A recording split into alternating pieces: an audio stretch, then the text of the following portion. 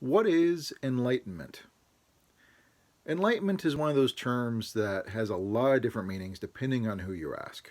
And so today I wanted to define what I mean when I use the term enlightenment. Enlightenment is the seeing through the illusions of the mind, in particular the me, the body, mind, ego that most of us identify with and think that we are. So enlightenment is a shattering of that paradigm, a shattering of the believing in the personal me that is, existing in the world, has all these issues, problems, is suffering, things like that. And so enlightenment is I guess you'd say, a total change in identification, or I guess a more accurate way would be a loss of identification with what we normally identify with. And so it's enlightenment is a fundamental change in identification. Um, Now this brings certain effects. For example, um, suffering in general is what I would call a fiction of the mind built on the me. And so suffering, I'll define that as well, is mental anguish.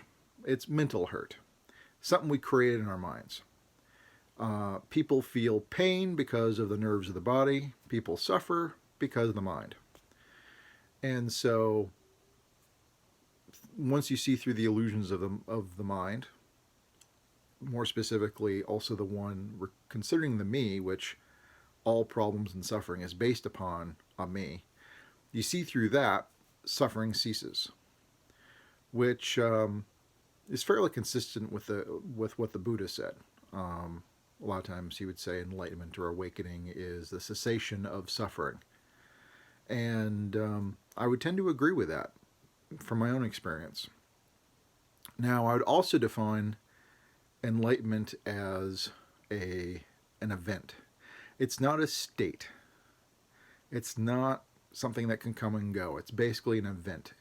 It's kind of like, when ignorance is dispelled. There's a point when you didn't know and you misunderstood and believed something that was incorrect. And then the realization or wisdom dawns. And from that point on, you just don't believe that anymore because you've now seen what really is. And so there's an event of before there was illusion and ignorance, and afterwards it's not believed. It's been seen through. And so it's a one-time event. It is total and complete. In a lot of old Zen teachings, they'll say it's like the bottom of a bucket falling out. Once the bottom, this is a wooden bucket, and once the bottom of a wooden bucket falls out, all the water goes with it. And so it shouldn't have to be said that the water doesn't return. The bucket never holds water again. And so it's a one-time event. It's not something where you could wake up, enlightenment happens, and then the next week you find out it's gone.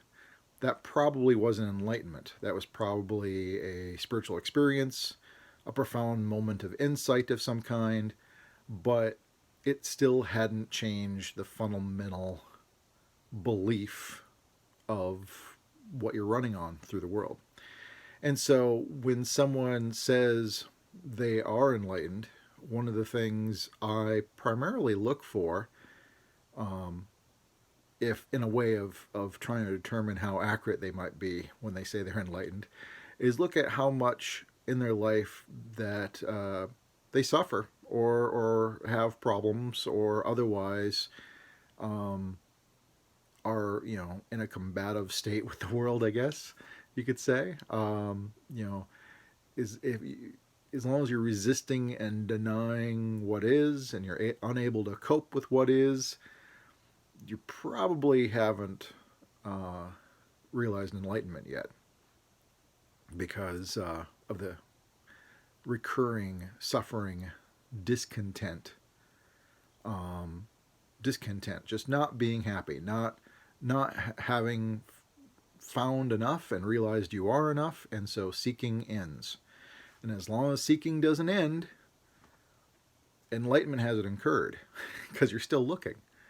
And who's looking but this me that you haven't seen through yet?